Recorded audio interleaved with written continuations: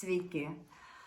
Na, tai svarstyklių, kas laukia šią savaitę, pasižiūrėsime iš eilės.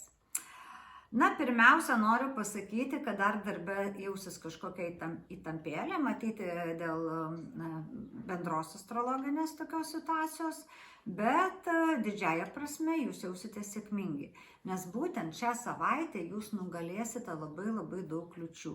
Taigi, jeigu turite darbe kažkokių nesusipratimų, nesusišnekėjimų ar tiesiog darbinį konfliktą, jis bus išspręstas jums palankiai ir pačiu greičiausių būdų, be kažkokių tai juodų pasekmių.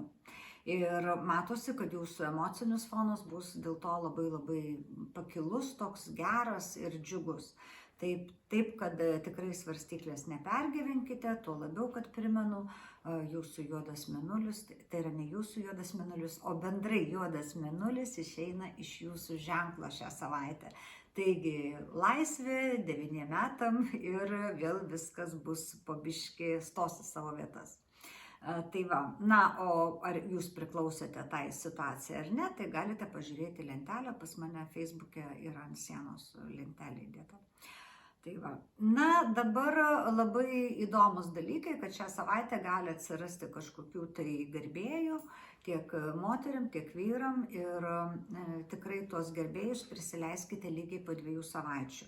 O dabar laikykite juos neutraliai ir naujų santykių nepradėkite, ypač jeigu galvojate, kad tie žmonės gali būti jums smagus ilgalaikiams santykiams. Nes būtent pradėti tarp užtemimų periodo ir dar Venera retrogradinė, tai ilgalaikių santykių paprastai nebūna tokiu metu pradėjus, reiškia, kažkokį tai ar romaną, ar tai verslo susitarimą ir taip toliau.